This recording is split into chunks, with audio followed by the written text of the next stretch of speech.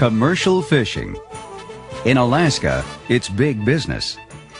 Fishing is the state's largest employer, and Alaska is a world leader in fish and shellfish production. Alaska's fishermen are among the last of a pioneer breed, small business entrepreneurs who risk their lives to provide high-quality seafood to consumers throughout the world. In the remote southeast Alaska Panhandle, commercial fishing is a way of life that sustains communities like Ketchikan. Geography has isolated this remote corner of North America.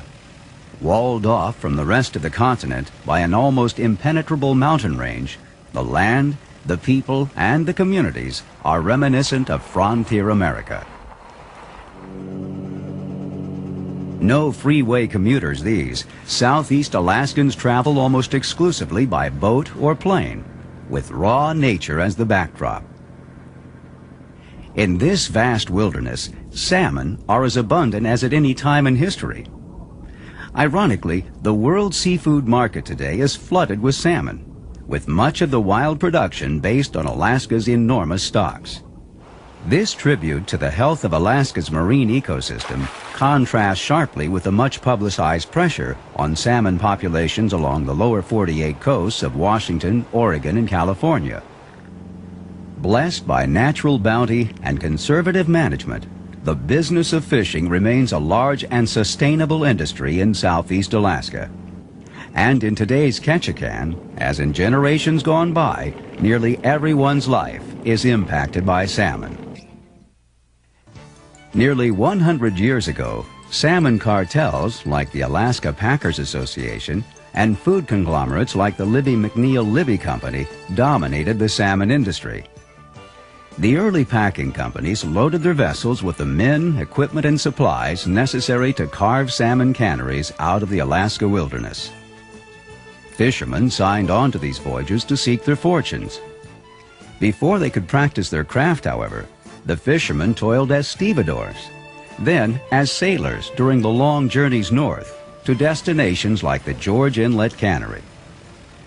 Originally incorporated in 1914 in Portland, Oregon, the George Inlet Packing Company was purchased by Libby's in 1927 and functioned as a working cannery until 1957.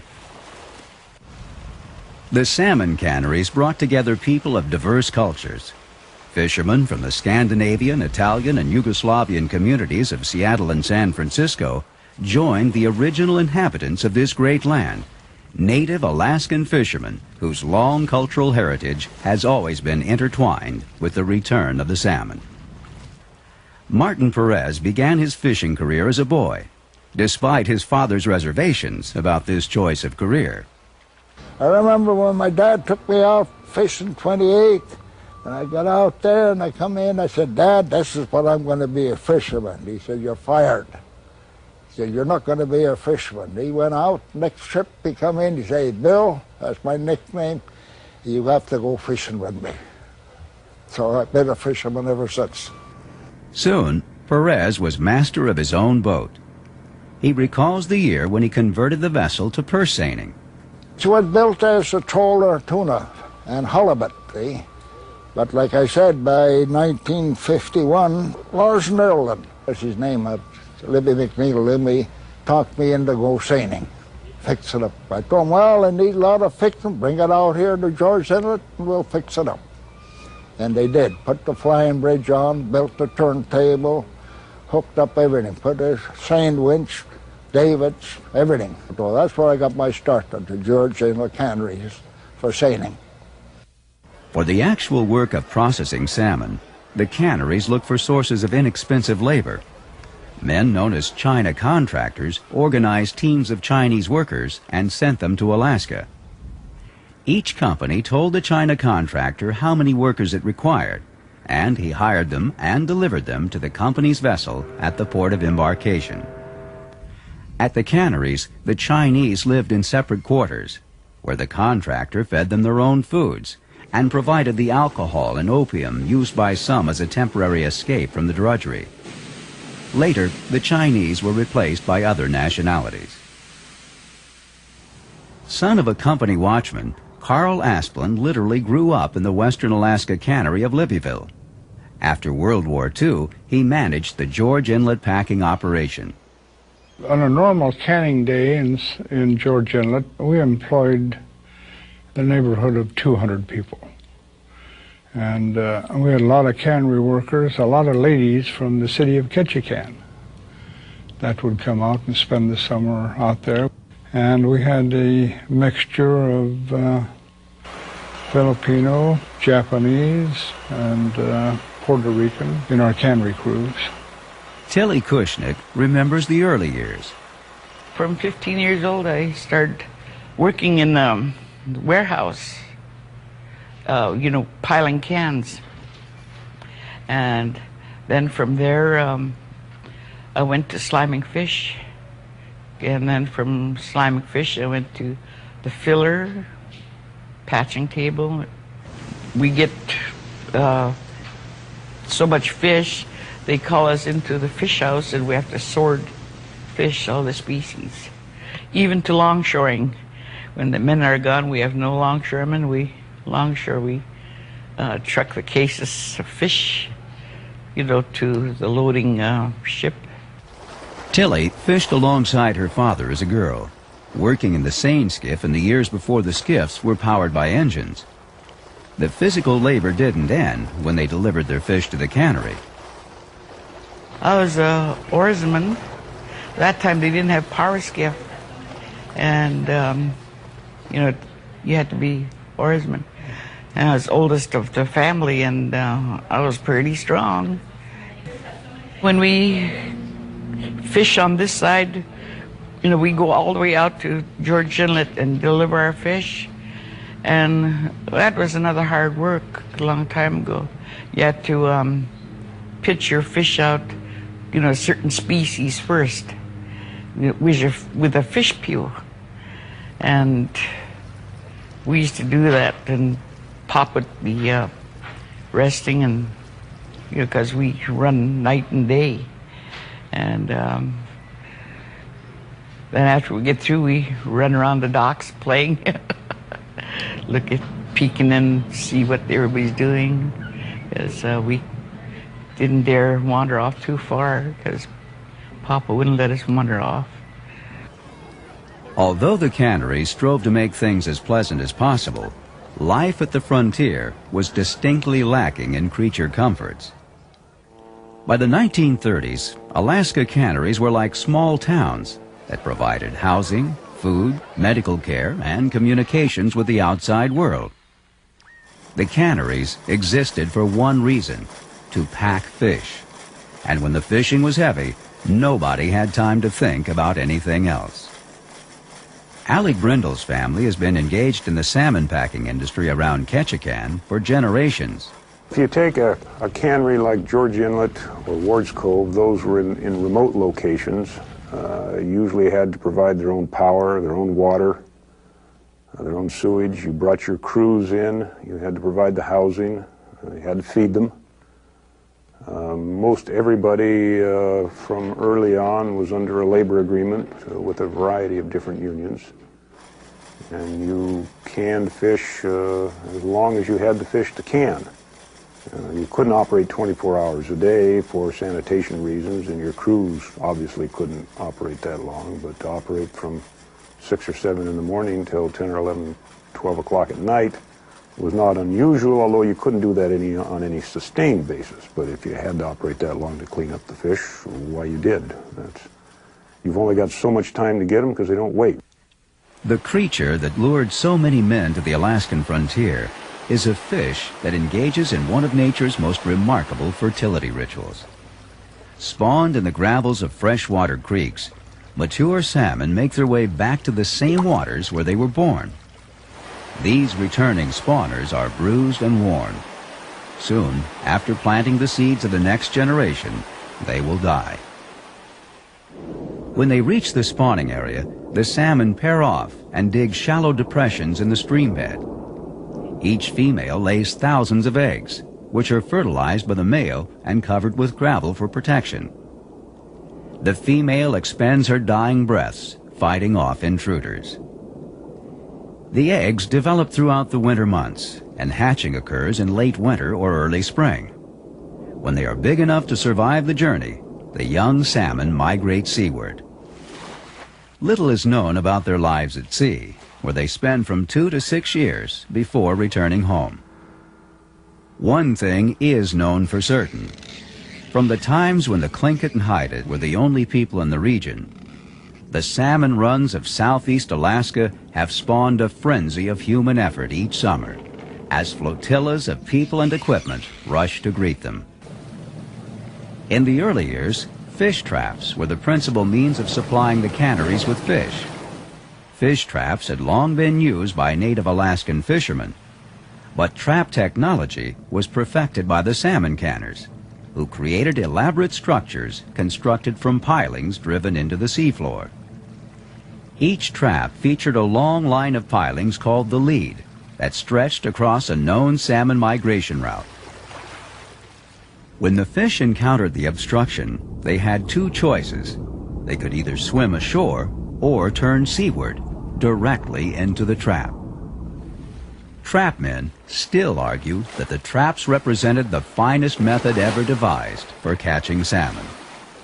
Captured fish propelled themselves into the spiller, the deepest part of the trap that would become their final watery home. Trapfish bore no marks of struggle with hooks or nets.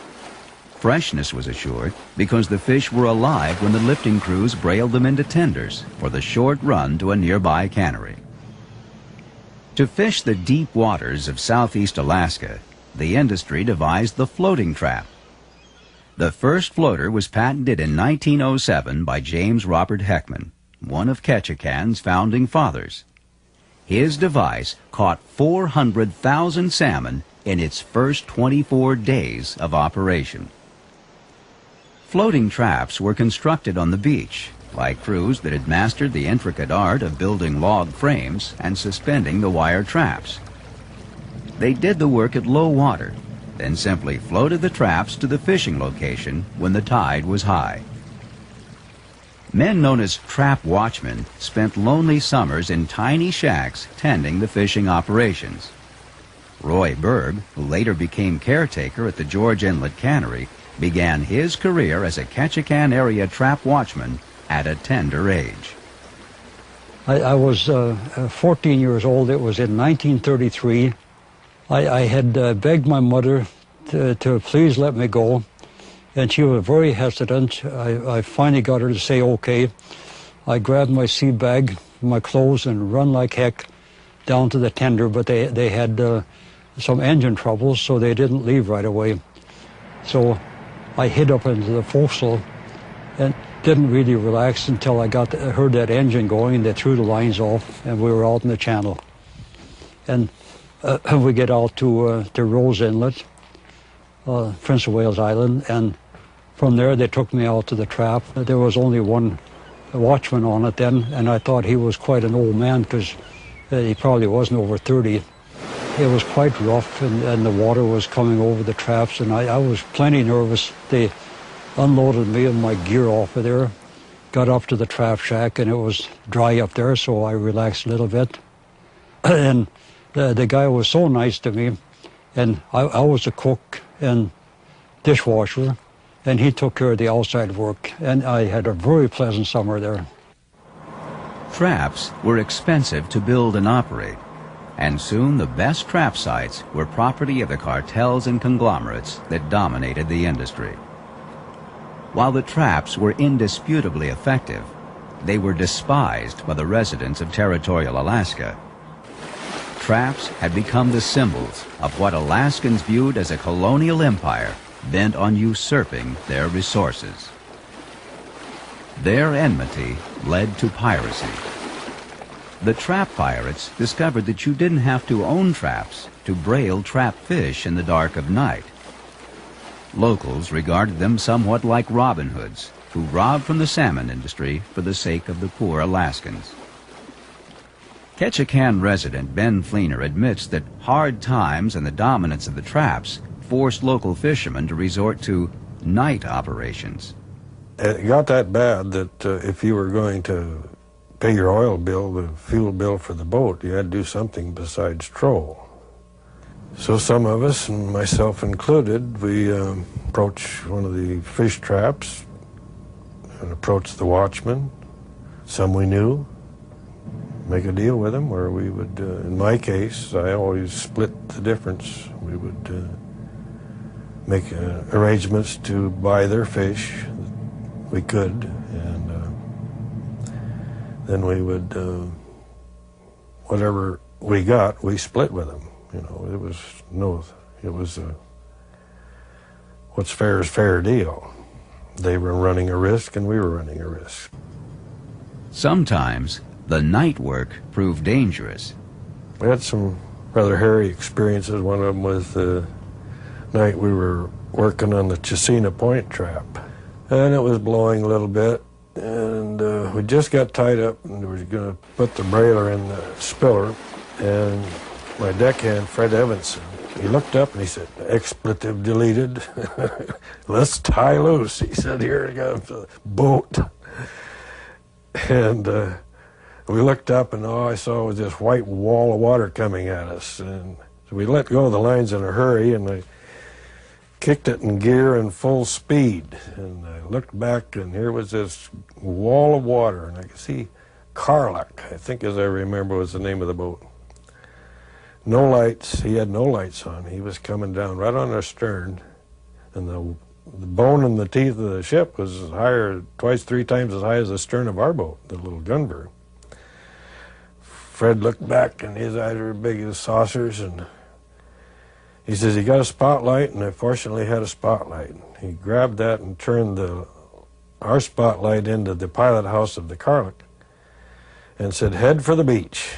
So just rounded the corner of the trap and headed right up for the shallows in the beach. Well, Carlock couldn't afford to follow us, so he just kept going. But we had rather weak knees for a while after that little episode. So. Berg was on the other side of the trap robbing equation. I worked for Clarence Payne, and we were on Prince of Wales Island, across from Gravina, and I had about 5,000 fish in the trap, and Clarence didn't come by. He had a boat called the Confidence at that time, and he didn't come by to brail. And here in the middle of the night, this was about 1937, I woke up, and there was a boat out there, and they were lifting the spillers. So I told my partner, he was an older man, but I was head watchman. So I told him to stay inside, and I ran out and I argued with these guys. And there were 5 or 6 of them, something like that there. And they convinced me they were going to take the fish whether I liked it or not. If I didn't like it, I was going to overboard. So they took the fish. But it made me so mad. When Clarence came out, I told him what happened. And we were pretty sure who it was. But I asked him to bring me a gun and some bullets. So he did. And I was so glad that nobody ever showed up again, because I wouldn't want it on my conscience to hurt anybody over a few salmon. To maintain a constant supply of salmon for its southeast Alaska canneries at George Inlet, Taku, Craig, and Yakutat, Libby's also operated a fleet of purse seiners. Seining is a traditional harvesting technique in which the fishing vessel deploys a small mesh net, or seine, in its wake. While the fishing vessel speeds forward in an effort to encircle the fish, the skiff secures the trailing end of the net. When the seiner completes the circle, crewmen take both ends of the net aboard to entrap the fish in a cylinder of web. Briefly, the netting is bottomless, and the fishermen work quickly to close the hold before the fish can escape. They haul in the purse line that passes through a series of rings lashed to the bottom of the net and acts like a drawstring. As the purse line grows tighter and tighter, the bottom of the net is gathered together to form an impenetrable hemisphere of web that hangs beneath the boat. Now, the fish are truly imprisoned, and the crew can brail them into the hold in a more leisurely fashion. George S. James is a Ketchikan seine fisherman who started out as a boy on his father's boat. He remembers George Inlet in its heyday. You could see the steam coming out of the retorts and the smoke coming out of the stacks that were heating up the retorts that cooked the salmon, and you could hear the steam whistles blowing. It was quite a sound, nice sound to hear. You know, you can hear the whistles echoing in the channels and the mountaintops. You could hear the echo, the whistle. You know, it's like a train coming, only it was stationary. You could hear that for miles and miles away. It was quite a sound, quite a nice sound to hear, because you know, people were busy and salmon was being canned. In the old days, hauling the seine was strictly a manual operation. Everything was done by hand power. And you could feel when somebody was cheating. If somebody was cheating, wasn't pulling their share, you could feel like an extra 100 pounds of weight was put on your shoulders. All of a sudden somebody would say, hey, all right, who's the wise guy? Then you could feel, you know, the burden taken off your shoulder and then shared equally with the other crew members. After he became skipper of his own boat, James conceived a unique method of motivating his crew. You have to be strong.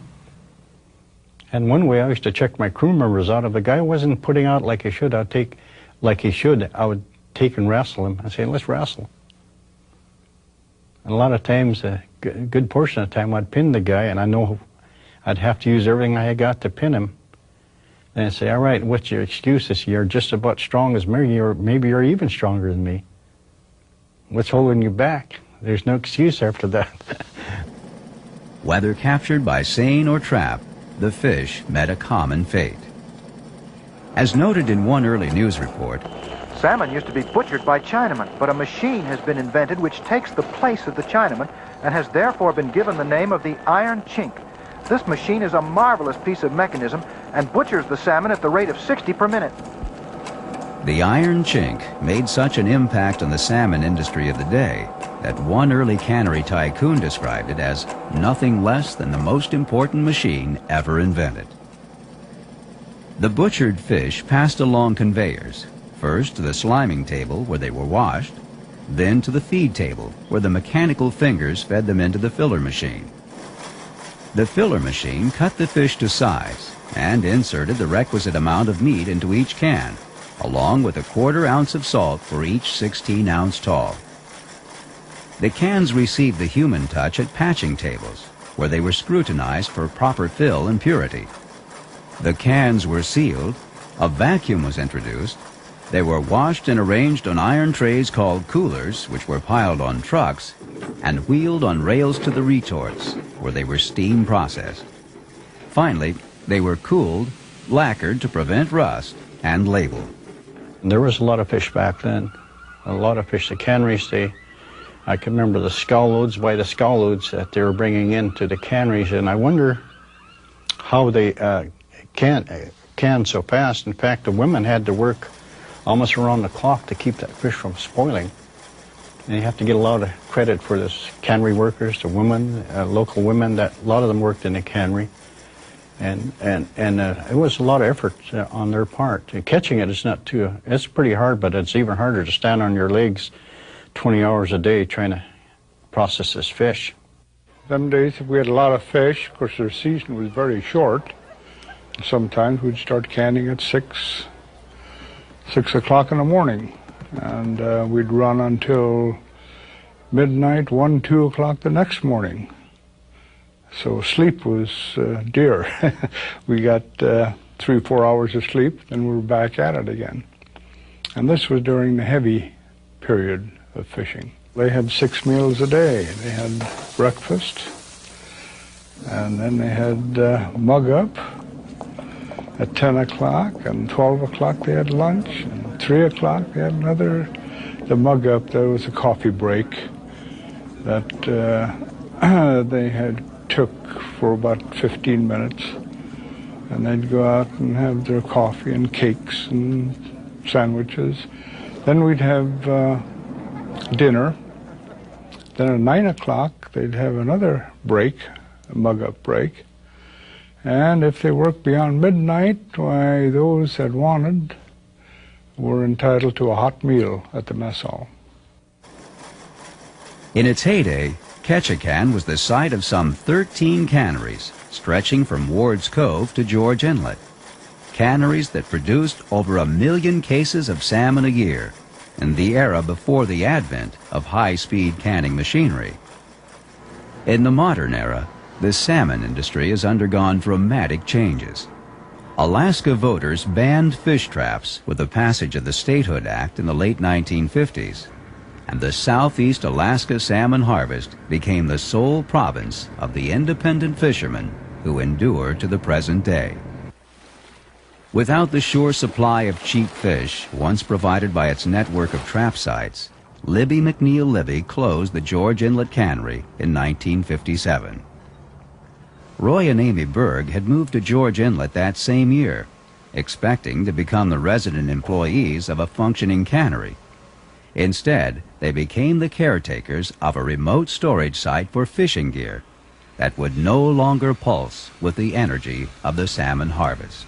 I read a lot and I knitted a lot. We didn't have a lot of company, and that was fine. We enjoyed it. And I do remember that there were any number, I never kept track, but there were any number of men that come out and visit us for one reason or another, workmen or fishermen or something, and they say, "Oh, I wish my wife would live in a place like this." If the George Inlet Cannery is now the stuff of history, however, the salmon industry remains the lifeblood of Ketchikan. Ketchikan, it was a salmon capital of the world. It's been that way from, I'd say, from as long as I can remember. And I know we were proud of that fact, and I think it's still the salmon capital of the world.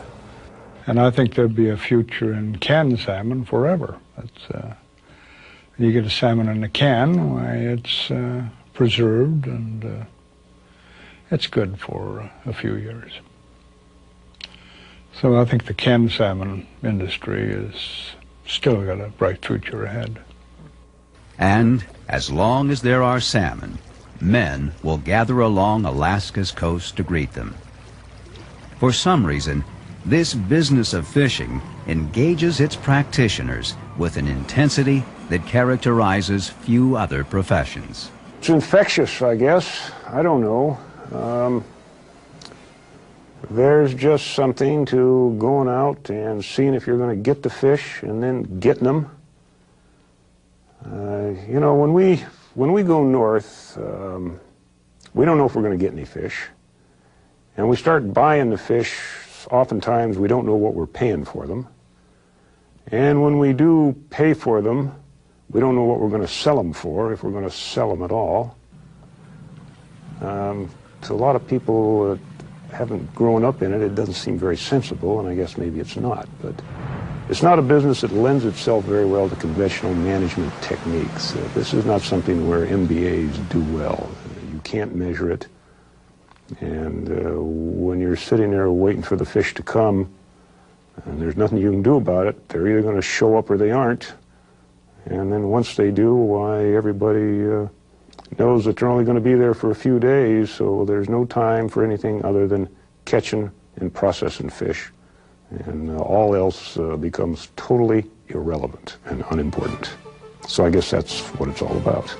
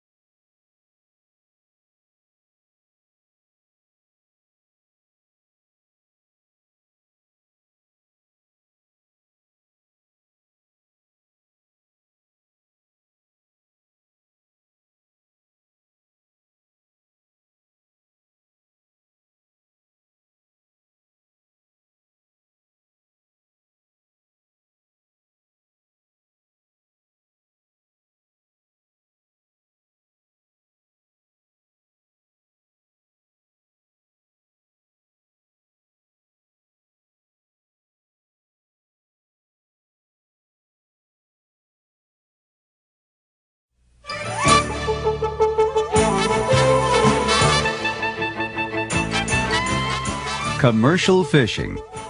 In Alaska, it's big business. Fishing is the state's largest employer, and Alaska is a world leader in fish and shellfish production. Alaska's fishermen are among the last of a pioneer breed, small business entrepreneurs who risk their lives to provide high-quality seafood to consumers throughout the world. In the remote southeast Alaska Panhandle, commercial fishing is a way of life that sustains communities like Ketchikan. Geography has isolated this remote corner of North America. Walled off from the rest of the continent by an almost impenetrable mountain range, the land, the people, and the communities are reminiscent of frontier America. No freeway commuters these. Southeast Alaskans travel almost exclusively by boat or plane, with raw nature as the backdrop. In this vast wilderness, salmon are as abundant as at any time in history. Ironically, the world seafood market today is flooded with salmon, with much of the wild production based on Alaska's enormous stocks. This tribute to the health of Alaska's marine ecosystem contrasts sharply with the much publicized pressure on salmon populations along the lower 48 coasts of Washington, Oregon, and California. Blessed by natural bounty and conservative management, the business of fishing remains a large and sustainable industry in southeast Alaska. And in today's Ketchikan, as in generations gone by, nearly everyone's life is impacted by salmon. Nearly 100 years ago, salmon cartels like the Alaska Packers Association and food conglomerates like the Libby McNeil Libby Company dominated the salmon industry. The early packing companies loaded their vessels with the men, equipment, and supplies necessary to carve salmon cannery. He said, "Dad, this is what I'm going to be, a fisherman." He said, "You're fired." He said, "You're not going to be a fisherman." He went out, next trip he come in, he said, "Bill, that's my nickname, you have to go fishing with me." So I've been a fisherman ever since. Soon, Perez was master of his own boat. He recalls the year when he converted the vessel to purse seining. It was built as a trawler tuna and halibut, see? But like I said, by 1951, Lars Nerland, that's his name, Libby McNeil Libby, talked me into go seining, fix it up. I told him, "Well, I need a lot of fixing, bring it out here to George Inlet and we'll fix it up." And they did, put the flying bridge on, built the turntable, hooked up everything, put a seine winch, davits, everything. So that's where I got my start at the George Inlet canneries for seining. For the actual work of processing salmon, the canneries look for sources of inexpensive labor. Men known as China contractors organized teams of Chinese workers and sent them to Alaska. Each company told the China contractor how many workers it required, and he hired them and delivered them to the company's vessel at the port of embarkation. At the canneries, the Chinese lived in separate quarters, where the contractor fed them their own foods and provided the alcohol and opium used by some as a temporary escape from the drudgery. Later, the Chinese were replaced by other nationalities. Son of a company watchman, Carl Asplund literally grew up in the western Alaska cannery of Libbyville. After World War II, he managed the George Inlet packing operation. On a normal canning day in George Inlet, we employed the neighborhood of 200 people.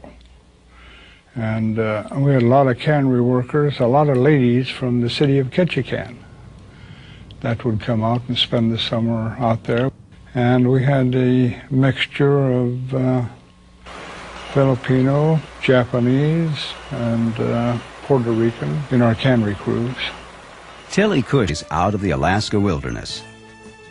Fishermen signed on to these voyages to seek their fortunes. Before they could practice their craft, however, the fishermen toiled as stevedores, then as sailors during the long journeys north to destinations like the George Inlet Cannery.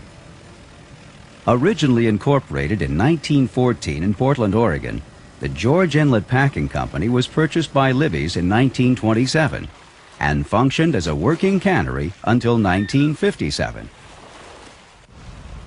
The salmon canneries brought together people of diverse cultures.